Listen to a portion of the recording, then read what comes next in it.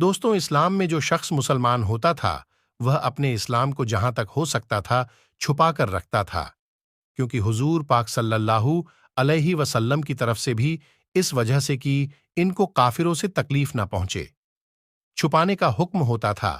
جب مسلمانوں کی سنکھیا 29 تک پہنچی تو حضرت ابو بکر صدیق نے اظہار کی درخواست کی کہ خلم خلا اعلان تبلیغ کی جائے۔ حضور پاک صلی اللہ علیہ وسلم نے اول تو انکار فرمایا، لیکن حضرت ابو بکر صدیق کے اصرار پر قبول فرما لیا اور ان سب حضرات کو ساتھ لے کر مسجد کعبہ میں تشریف لے گئے۔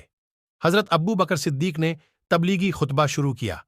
یہ سب سے پہلا خطبہ ہے جو اسلام میں پڑھا گیا، اور حضور پاک صلی اللہ علیہ وسلم کے چاچا حضرت حمزہ اسی دن اسلام لائے ہیں، اور اس کے 3 دن بعد حضرت عمر مسلمان ہوئے ہیں۔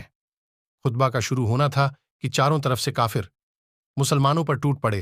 حضرت ابو بکر صدیق کو بھی باوجود کہ مکہ مکرمہ میں ان کی عام طور سے عظمت و شرافت مسلم تھی، اس قدر مارا کہ تمام چہرہ مبارک خون میں بھر گیا، ناک اور کان سب لہو لہان ہو گئے تھے، پہچانا بھی نہ جاتا تھا جوتے سے۔ لاتوں سے مارا گیا، پاؤں میں روندا، اور جو نہ کرنا تھا وہ سبھی کچھ کیا گیا۔ اتنا مارا تھا کہ حضرت ابو بکر صدیق بے ہوش ہو گئے۔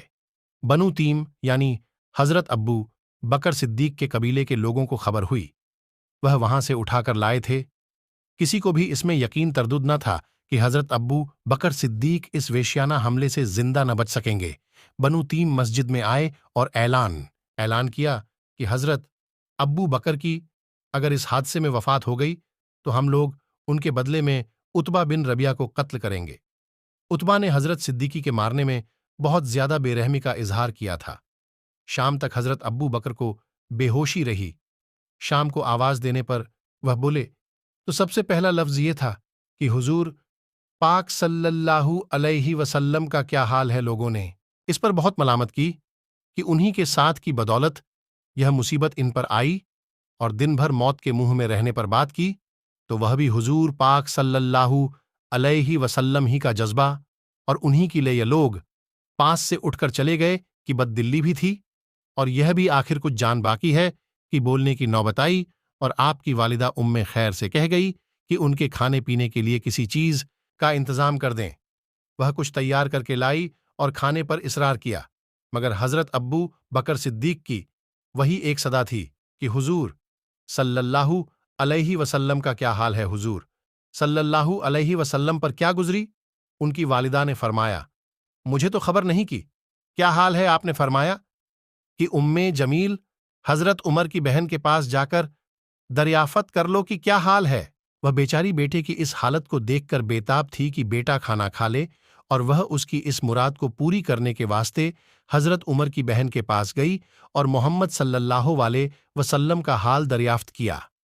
وہ بھی عام دستور کے موافق اس وقت تک اپنے اسلام کو چھپائے ہوئے تھی۔ فرمانے لگی میں کیا جانوں کون محمد اور کون ابو بکر۔ تیرے بیٹے کی حالت سن کر دکھ ہوا، اگر تو کہے تو میں چل کر اس کی حالت دیکھ لیتی ہوں۔ اور حضرت عمر کی بہن کی اس بات کو سن کر حضرت ابو بکر صدیق کی ماں نے قبول کر لیا، ان کے ساتھ گئی، اور حضرت ابو بکر کی حالت دیکھ کر تحمل نہ کر سکی، بے تحاشا رونا شروع کر دیا کہ بد کرداروں نے کیا حال کر دیا، اللہ تعالیٰ ان کو کیے کی سزا دے۔ حضرت ابو بکر نے پھر پوچھا کہ حضور پاک کا کیا حال ہے، اور حضرت عمر کی بہن جمیل نے حضرت ابو بکر کی والدہ کی طرف اشارہ کیا کہ وہ سن رہی ہے۔ آپ نے فرمایا کہ ان سے خوف نہ کرو، تو حضرت عمر کی بہن نے خیریت سنائی اور عرض کیا بالکل صحیح سلامت ہے۔ آپ نے پوچھا کہ اس وقت کہاں ہے؟ انہوں نے عرض کیا کہ ارکم کے گھر تشریف رکھتے ہیں۔ آپ نے فرمایا کہ مجھ کو خدا کی قسم ہے کہ اس وقت تک کوئی چیز نہ کھاؤں گا نہ کچھ پیوں گا جب تک حضور پاک صلی اللہ علیہ وسلم کی زیارت نہ کر لوں۔ ان کی والدہ کو تو بے قراری تھی کہ وہ کچھ کھا لے، اور انہوں نے قسم کھا لی تھی کہ جب تک زیارت نہ کر لوں کچھ نہ کھاؤں گا۔ اس لیے والدہ نے اس کا انتظار کیا کہ لوگوں کی آمد بند ہو جائے تاکہ کوئی دیکھ نہ لے، اگر دیکھ لیا تو اسے اور اذیت پہنچائیں گے۔ جب رات کا بہت سا حصہ گزر گیا تو حضرت ابو بکر کو لے کر حضور پاک کی خدمت میں ارکم کے گھر پہنچی۔